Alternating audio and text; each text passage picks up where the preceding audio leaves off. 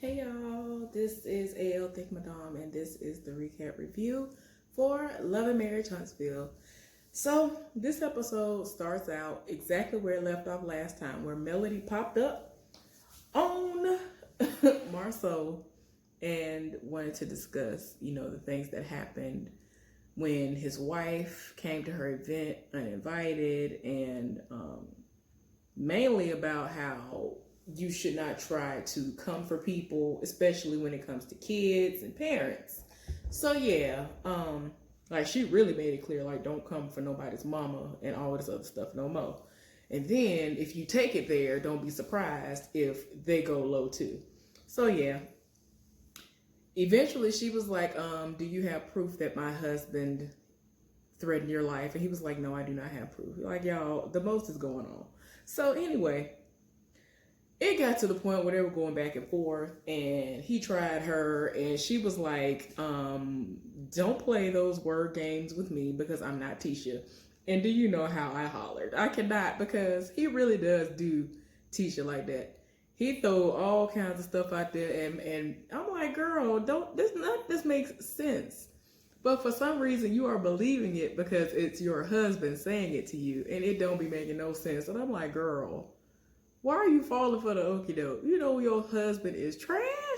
But anyway, y'all, I died laughing. Anyway, one of them said something about less talk and more action. It completely, y'all, I blacked out for a second. And this country song that I used to listen to all the time popped in my head. It goes like this. A little less talk and a lot more action. A little less talk, if you please. A lot more loving is what I need. We get on down to the main attraction with a little less talk and a lot more action. I was like, wait a minute, I ain't heard that song in about 15 years. But anyway, y'all, she was reading the business because when she came in there, she was like, what's going on here? Like, first of all, Kimmi's son was there. Y'all know that when he's not in school, he is, helping them, the guys, with their different businesses and all this other stuff. So now that everybody, for the most part, is pretty much divided, he's going, between everybody. And right now, he's with Marsau, helping him with that building. She talked to him first, and she was really nice to him, and then Marsau basically excused him, and then they got down to business, and I was like, oh gosh. So anyway, she was reading, and she was like, what is going on? Like, it's slow. Well, like, why is business so slow? Why aren't y'all done with this place? Like, what is going on? And she made a point to say that, when her mother was around, things were on the up and up, and things were done in a timely fashion. Nobody was dragging their feet. I was like, oh my gosh. But she just kept making a point to say, don't come for mamas. Especially don't come for my mama, because you're not going to get the reaction you think that you're going to get. Like, don't come for my mama. Y'all, Tisha and Marsau are at the house. So apparently they have moved to what they consider to be a transition house. It's downsized, and they are getting or building their forever home. And Tisha is planning this like birthday impromptu situation for Kimmi. Apparently they've been missing her birthdays for whatever reason, and so she's planning to invite her and her kid and her husband over and have dinner and cake. Whatever her favorite cake is, she's supposed to be, having it made for her or making it herself or whatever. So she was like, well, you need to help me clean up this place. And, for whatever reason, it seems as though what her plan was is that she wanted the cake to be, I guess, unveiled in the spot that he was in that moment, and that everybody was going to eat upstairs. And they just keep making a point to say, this place is really, really small. So I don't know why she think he gonna help do anything. He don't help with the kids. He don't do nothing. So I don't know why she keeps trying to make it seem like she's gonna be able to ever make him budge. He ain't gonna do nothing. So anyway, he ain't finna help clean nothing up. So I could have told her that. I don't even know why she thought he was gonna help.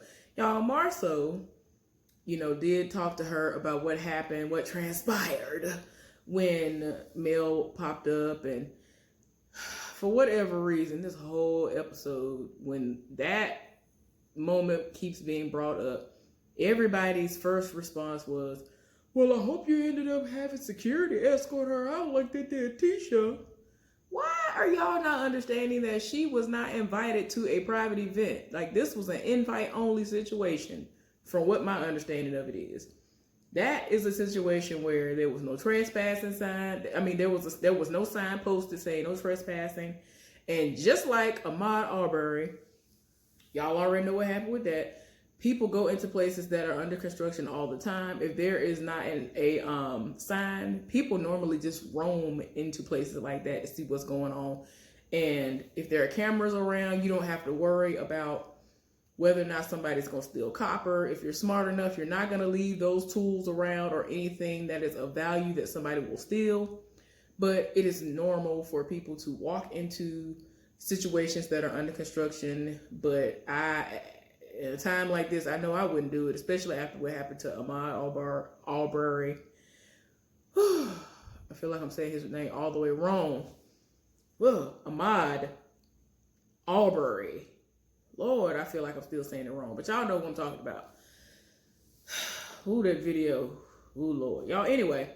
So, yeah, that's what happened with that. And I'm just like, why everybody keep bringing that up? Like, that was the first thing that Letitia said when she was talking to him about it. I was like, ma'am. She was like, well, I hope you called security. For what? First of all, he had security. He even said that when he was talking to Melody, because she tried to tell him, like, what you're not going to do is try to escort me out, because he tried to throw a dig at her. I was like, bruh, just stop. Just stop. Anyway, y'all ain't got no security. Why is y'all bringing this up? I'm just tired. So anyway, later on, they show Kimmi meeting up with her sister-in-law, who she is very close with. And I think her name is Millie. And she is supposed to be helping her with this event that she's trying to get together. I guess it's going to be somewhat like a grassroots type of situation, but she's trying to get the word out about voting and really making sure people get out there and vote, which of course is very important, but y'all know things be going on and a lot of people don't have faith in this stuff, especially with what's going on right now. The most is happening. But yeah, she's trying to think of a name and she really wants this event to go off without a hitch. And yeah.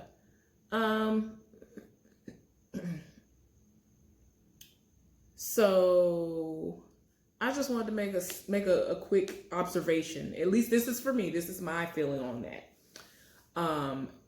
Melody's hair looks cute in the confessional. And to me, Kimmy's hair looks cute in the confessional. I like her, I don't know if it's a lace front that she has on, but whatever sew-in or whatever it is that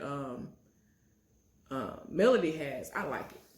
I like it. I like blunt cut stuff at times or whatever.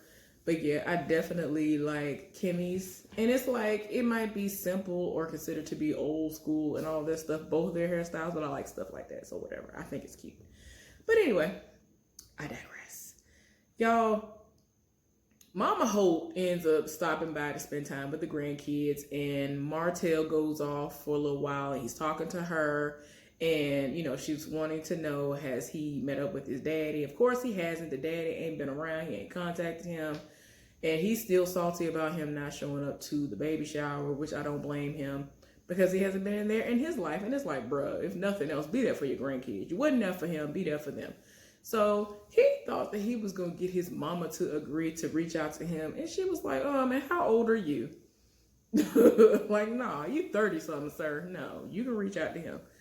So yeah, he hasn't seen the grandkids, and he's hoping that he'll be able to reach out to him and link up with him and to discuss some stuff with him, to get him to understand how important it is to him for him to be in his children's lives, because he wasn't in his. Y'all, Kimmi and Melody met up at this beer place, and they're talking, and of course, Kimmi brought up the event, and she was like, well, you know, of course I'll help. And then eventually they brought up what happened at Melody's skincare event, and she just feels as though she's been playing both sides of the fence, and she's kind of like, I don't want you to think that you need to bring us together. Like, just stop trying to bring us together. And so Kimmi was like, look, I'm over trying to mend fences and get y'all to get together. Like, whatever gonna happen, gonna happen. You ain't gotta worry about that with me. And so she said, but I do have to say this. I feel as though both of y'all could have gone about the way everything happened in a different way. So she wanted to know whether or not she would be coming to her daughter's birthday celebration. She's having a birthday party at like this bowling place, unless they changed the event space. And so she was like, yeah, of course we'll be there. So her and Maurice are going to be there. And she was like, look, she said that she wants the kids to come, which of course are Letitia and Marsau's kids. Like, they are friends. And so she was like, you know, I'm thinking about it. And yeah, it's a lot. Like, we'll get into that in a few minutes. So Martell ended up meeting up with his daddy. Y'all, I'm sorry. I had to take a moment. I was like, wait a minute. So like, when I was like really into my tomboy days, I used to wear like the little bib toboggan skull cap thing that he had on. I used to wear those. I used to have one in like every color. Y'all do that. I just did. How comfortable they were, man. Like, especially like if like in the wintertime, oh my gosh. When I was walking around on Alabama State University's campus, it was freezing cold and windy and all of that. Oh, I would slap that on my head and be good. Or depending on how I had my hair styled, I would do it. And sometimes I would kind of jazz it up with like a cute lip. Like I used to do the most. I have been trying to find one of my pictures. And like the last one that I ever had was an ex bought me a Call of Duty. I forgot which one it was. Call of Duty made one. And like, I really love Call of Duty. And that year, I got the bundle. And then that person surprised me with the little bib cap. And I have it somewhere. I think I have it somewhere in this house. I don't know where it is. But I still have one. I don't know what happened. But I literally had a white one, a baby blue one, one that matched Alabama State University's colors, of course. It was a gold one. I had a black one. I had a lavender one. I had a pink one. A red one. A white one. I don't remember if I said white, and I think those are all the colors I had. But yeah, I had like a whole lot of them. I had one for every occasion. Them things was everything. I swear, I don't care. Like, I will go and get some more. I don't care if people think they played out. Them things was everything. I'm sorry, y'all. I made a moment out of that. I can't help it. Them things was everything. Did y'all ever wear any of those? Do y'all still wear them? I used to love those bibbed skull caps. They was everything. And his daddy walked up and there was one on. I'm sorry, y'all. But yeah.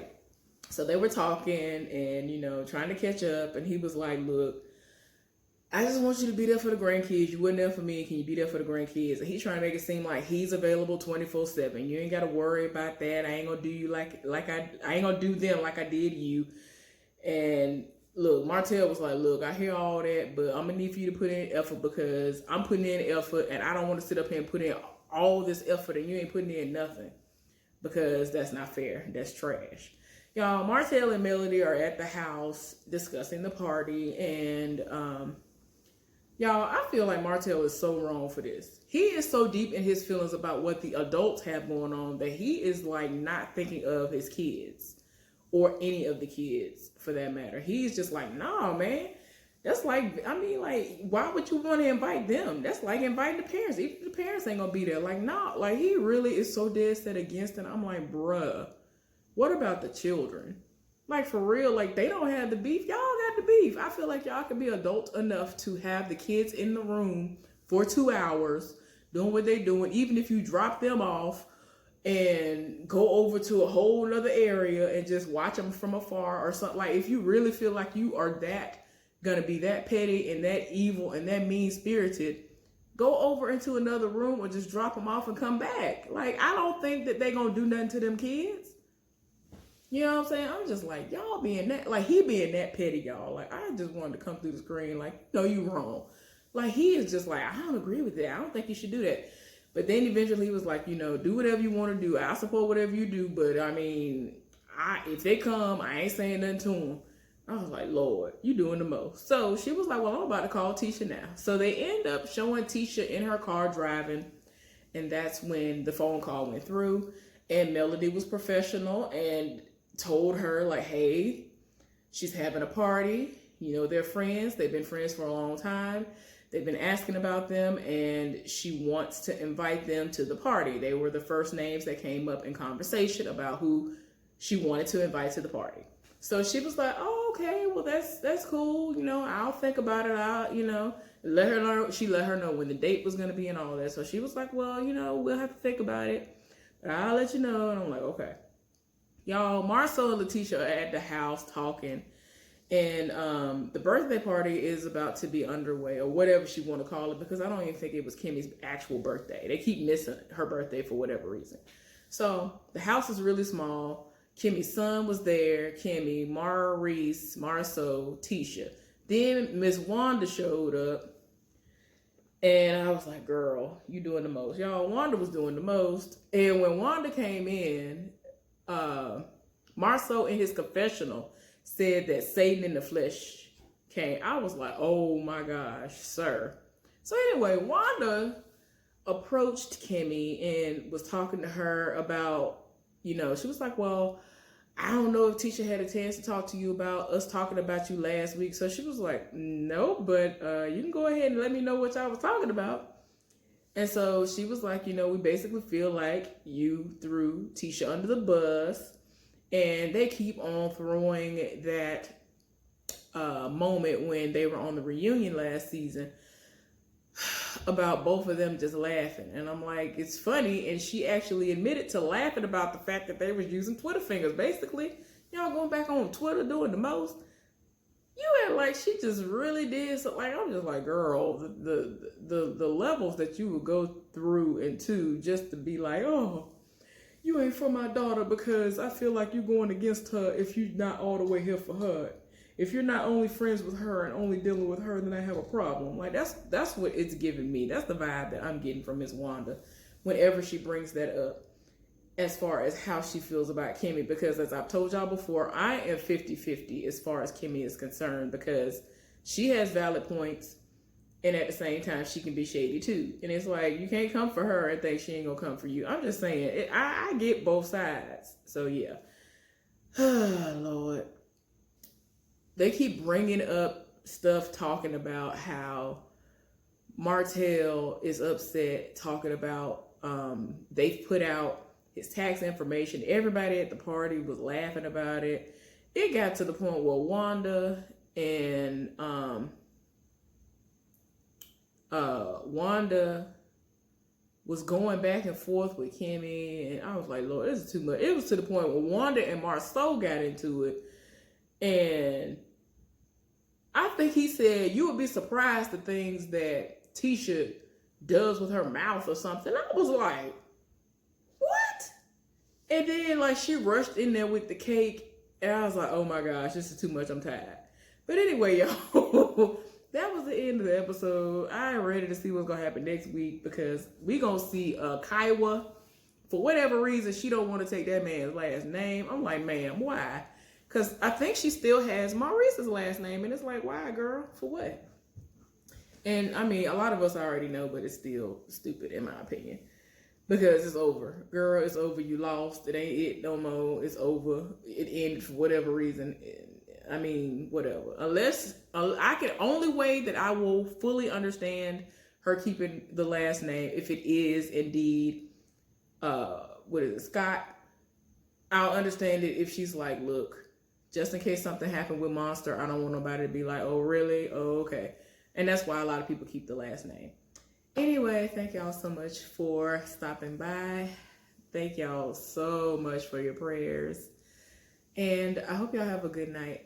I'll be on here hopefully tomorrow. I really hope so, because I already know I have a long week ahead of me. Y'all take it easy and be safe out there, and I'll see y'all next time.